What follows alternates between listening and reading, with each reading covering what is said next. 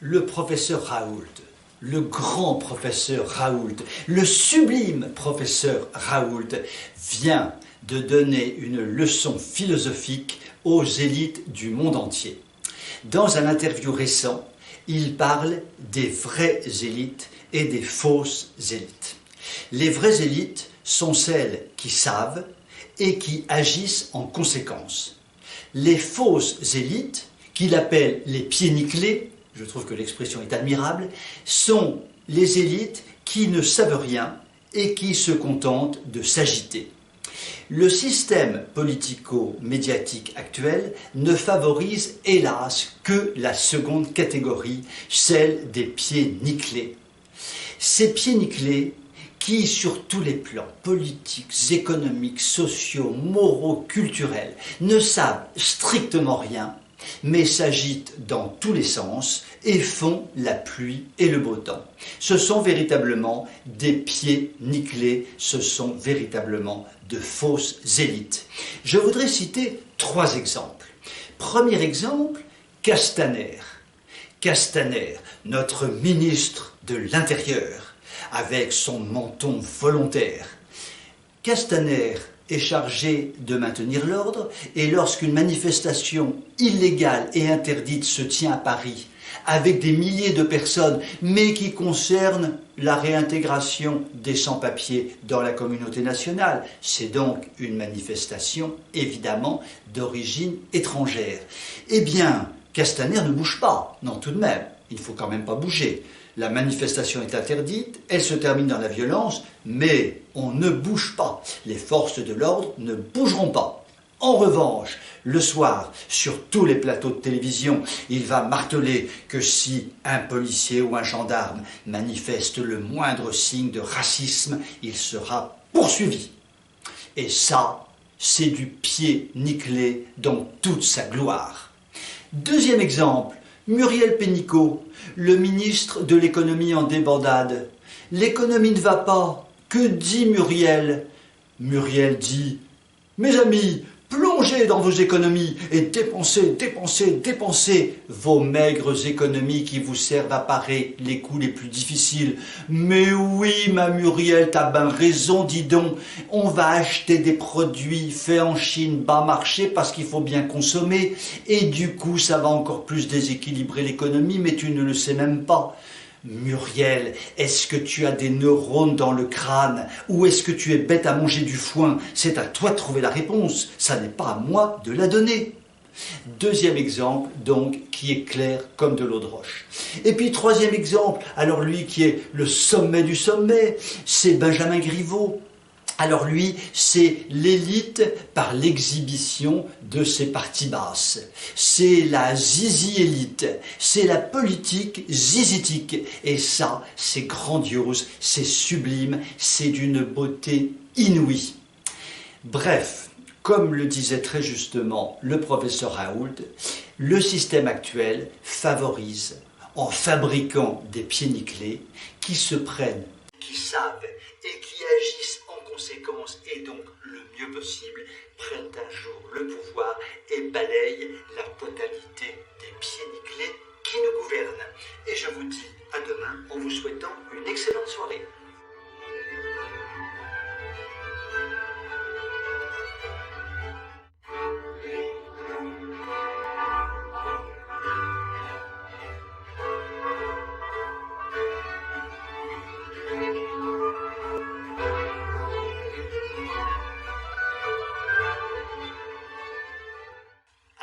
De mai, 3 événements sont assez intéressants à analyser. Premier événement, un match de foot dans la bonne ville de Strasbourg, qui concerne manifestement des populations d'origine immigrée, puisque ce match se tient dans des quartiers difficiles. Des centaines de personnes assistent au match, et pourtant, la manifestation était interdite. Il ne s'est rien passé. Il n'y a eu aucun contrôle d'aucune sorte et le match de foot s'est tenu comme si de rien n'était. Quelques jours plus tard, dans l'Essonne, un match de foot dans des quartiers difficiles, donc concernant à l'évidence des populations immigrées, s'est tenu en toute illégalité, mais les nullement intervenu et le match de foot a pu se dérouler sans le moindre problème. Et puis, juste après ces 2 matchs de foot, une très grande manifestation à Paris, interdite, qui consistait à vouloir faire régulariser les sans-papiers, donc manifestation liée évidemment à l'immigration. Cette manifestation était interdite, elle ne devait pas avoir lieu, elle s'est tenue, il y a eu beaucoup de casses, mais les forces de l'ordre ont été totalement absentes et finalement rien ne s'est passé à la suite de cette manifestation. Nous voyons bien où nous en sommes en termes du respect d'une règle qui consiste à interdire tout rassemblement de plus de 10 personnes. Oui, mais les rassemblements de plus de 10 personnes sont à interdire ou pas, c'est selon, comme on dit à la campagne.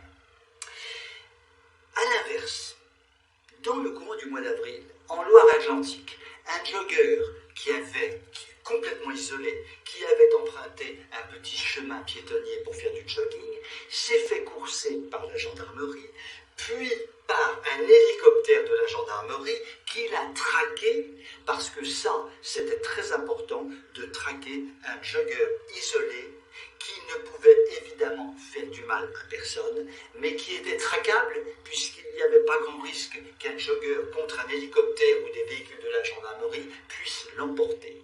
Et donc, les forces de l'ordre ont puissamment mis en route leurs grands moyens pour traquer le misérable jogger.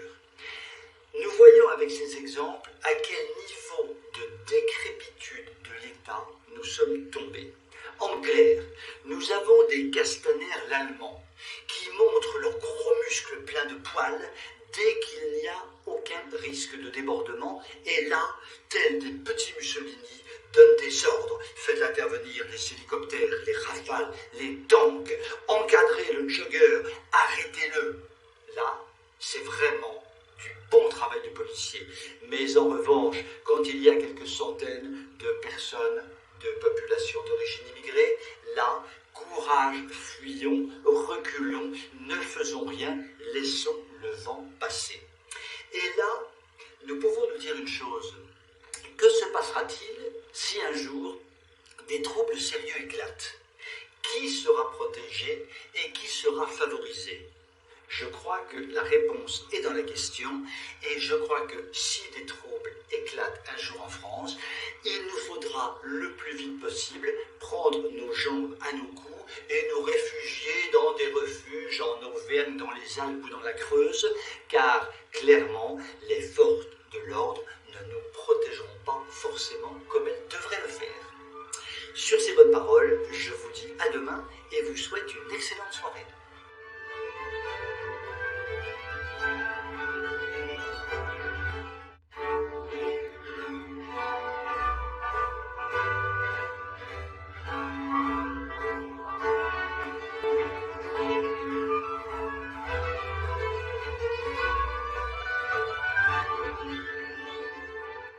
Commençons à nous familiariser avec la 5G, puisque nous voyons éclore partout sur le territoire national de superbes antennes très volumineuses et très hautes qui traduisent l'implantation de la 5G. La 5G, c'est quoi? Eh bien, c'est tout simplement un système qui permet d'aller beaucoup plus vite dans la transmission des données et de donner beaucoup plus de puissance aux transmissions. Quand vous ouvrez votre ordinateur le matin, vous mettez 3 secondes avant que votre ordinateur soit opérationnel. Avec la 5G, vous n'attendrez plus que 2 secondes. C'était fondamental de gagner 1 seconde. Et donc, cela vaut bien l'implantation d'antennes partout sur le territoire national. Et pourtant, nous savons, par des études scientifiques, que la 5G est dangereuse pour l'être humain, car les rayonnements, les ondes sont considérables et peuvent évidemment atteindre l'intégrité physique de chacun. Mais ça, pour les opérateurs, ça n'est pas un problème. En Allemagne, récemment, une école s'est vue implanter une antenne 5G tout près de ses locaux. Il en est résulté 5 cancers chez des enfants. 5 cancers tout de même. L'école a demandé que l'on retire l'antenne, l'opérateur n'a pas voulu, il y a eu un procès et le tribunal allemand a condamné l'opérateur à retirer son antenne, ce qui veut bien dire à l'évidence que ces antennes sont dangereuses pour la santé. Mais ce n'est pas le sujet d'aujourd'hui. Je poser une question. À côté de cette institution 5G, qui a un côté civil, n'y a-t-il pas un côté militaire dans la 5G et un côté extrêmement inquiétant? En effet, la 5G est actuellement testée sur beaucoup de grandes bases américaines. Ça veut dire quoi? Ça veut dire que sur un certain nombre de véhicules robotiques, qu'ils soient terrestres, qu'ils soient aériens, qu'ils soient marins, a été embarqué le système 5G qui permet de donner en instantané des ordres ou des contre-ordres à des robots d'attaque ou de défense. En clair, vous décidez d'attaquer une ville. Par la 5G, vous donnez des ordres, les robots s'envolent immédiatement pour attaquer la ville et la détruire. Cela pourrait tout de même paraître un peu inquiétant. L'on peut se demander si, dans le feuilleton actuel de la guerre entre la Chine et les États-Unis à propos de la 5G, s'il n'y a pas en toile de fond le problème de cette utilisation militaire de la 5G qui, à terme, permettrait en réalité de dominer le monde.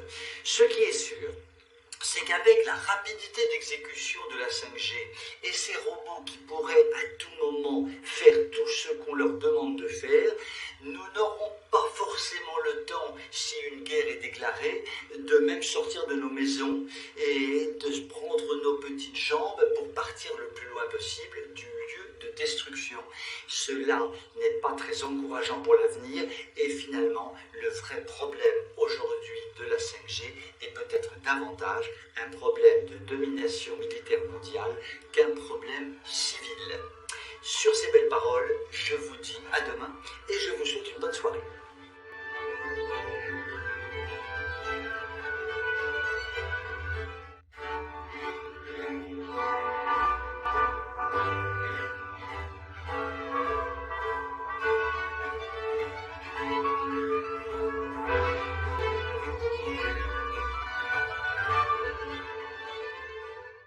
Il y a quelques mois, Macronor, Terminator Ier, chef de guerre tout azimut, chef de guerre contre tous les sujets, chef de guerre pour tous les sujets, avait décidé de mettre un coup de frein sur le développement de l'éolien en France. Il avait eu cette formule heureuse: on ne peut pas forcer les Français à adopter un modèle dont ils n'ont pas envie. Ça, c'était vraiment très bien dit. Et nous pouvions estimer qu'il allait se passer effectivement quelque chose dans le cadre du développement de l'éolien, en clair, que l'on freine ce développement ahurissant d'un éolien qui ne sert à rien. Eh bien, comme d'habitude, il ne s'est rien passé après cette déclaration et en réalité, le plan de transition écologique qui consiste à ruiner la France par le développement inconsidéré de l'éolien continue ses avancées de façon mécanique. Le Parlement vient d'être saisi par une lettre officielle sur ce sujet des éoliennes qu'il faut évidemment stopper. Le Parlement a été saisi. Fera-t-il quelque chose? Probablement pas. Il y a quelques mois, un livre d'exception a montré en 250 pages et de façon implacable que l'éolien était une véritable arnaque, était une véritable escroquerie liée au milieu mafieux. Cet excellent livre, écrit par Fabien Bouglet, et qui fait un point extrêmement précis sur ce qu'est l'éolien dans le monde, révèle, mais nous le savions déjà, en revanche c'est une superbe synthèse, que l'éolien est effectivement une tragédie au niveau mondial. Les parlementaires ont tous eu ce livre entre les mains, car Fabien Bouglet a eu l'intelligence d'envoyer à tous les parlementaires ce livre. Donc ils ne peuvent plus dire « on ne savait pas ». Ils ont ce livre entre les mains. Messieurs les préfets, qui donnent les autorisations, ont maintenant ce livre entre les mains et savent que l'éolien est une escroquerie pure et simple liée au milieu mafieux. Donc tout le monde le sait, dont bien évidemment Macron et ses ministres, puisque le livre, le fameux livre, leur a été envoyé. Et bien pourtant, la transition écologique continue, rien ne peut l'arrêter. même si cette transition écologique ruine purement et simplement la France, met EDF dans des situations financières catastrophiques et augmente considérablement notre note d'électricité. Mais tout ça n'est pas grave, l'idéologie écologique doit l'emporter sur tout. Sainte Greta Thunberg doit être priée tous les matins, et comme Greta Thunberg a dit qu'il fallait mettre dans le monde des éoliennes partout, il faut suivre ce que dit la petite adolescente attardée. C'est extrêmement important. En bref, comme en moins bref, les éoliennes vont continuer probablement leurs implantations, seront probablement mises en cause par les riverains, par les associations, par un certain nombre de personnages politiques importants, mais ce plan mafieux va continuer son travail de destruction des paysages et de notre économie, tout ça avec la bénédiction de Macronor, Terminator premier. Sur ces bonnes paroles, je vous souhaite une excellente fin de semaine et je vous dis